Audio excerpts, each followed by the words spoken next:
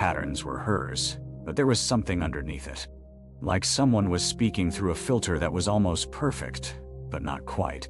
I told her I had to go and hung up feeling unsettled. I figured she was just having a weird day. We all do. But then, it kept happening. I'd call her, or she'd call me, and every few conversations there would be these moments where she'd say something our father used to say, or reference something only he would know. And each time, that voice underneath her voice would be slightly more noticeable. It was like listening to someone who's trying very hard to do an impression of your sister, and they're 95% accurate. But that last 5% is what got under your skin. The second week in, I drove over to her apartment. I hadn't told her I was coming. I wasn't even sure why I felt the need to see her in person, but I did. She answered the door in her pajamas at 6 p.m. That was unusual. Sarah was typically put together, even at home. She looked tired. Not sick, just exhausted. The kind of exhaustion that comes from not sleeping properly in days. "Hey," she said. "I didn't know you were coming by." "Yeah, I was in the area," I lied. "Thought I'd surprise you." We sat down in her living room.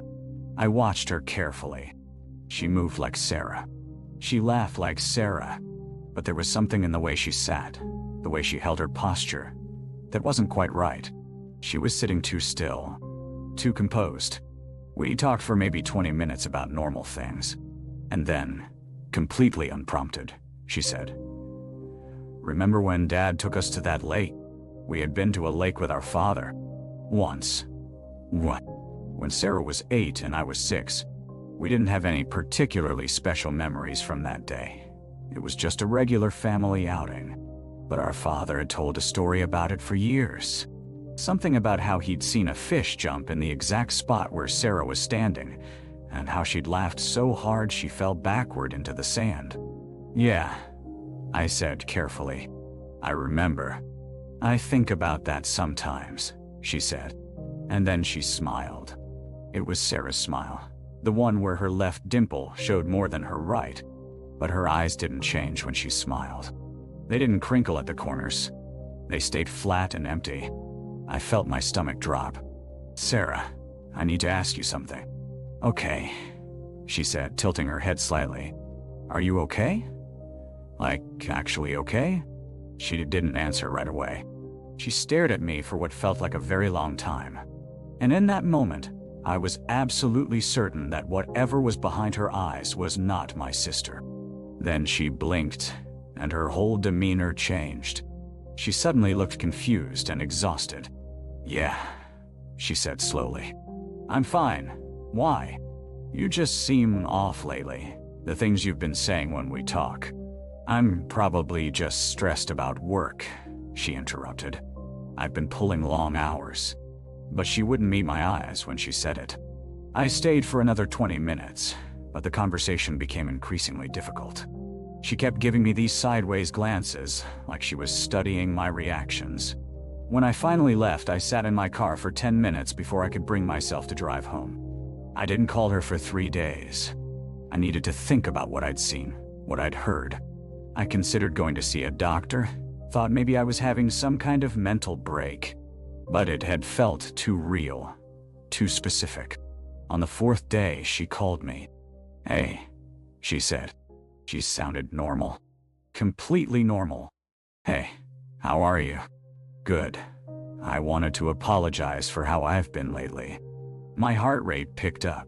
"How do you mean?" "I don't know. I feel like I've been weird on the phone. I think I need to go back to therapy. Grieving Dad isn't something I've actually worked through, and I think it's been building up." She said it all in a rush, like she'd rehearsed it. And maybe she had. Maybe she was trying to convince me that everything was normal. Or maybe she was trying to convince herself. "Sarah, I'm going to call Dr. Morrison tomorrow and see if I can get back in," she continued, talking over me. "I think that would help." "Okay," I said, because what else could I say? "That's good. I have to go," she said. "Talk later?" "Yeah, sure." She hung up before I could say anything else. I'm telling you this now because it's been almost 2 months since any of this happened, and I haven't actually verified that she did go back to therapy. Every time I try to ask her about it, she changes the subject. And every few weeks I'll be on the phone with her, and I'll hear it again. That subtle shift in her voice.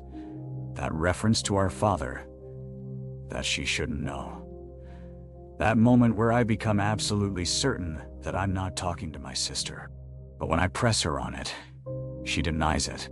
She says I'm imagining things. And maybe I am. But I know what I heard. And I know what I saw when I looked into her eyes that night in her apartment. And I don't know what to do about it.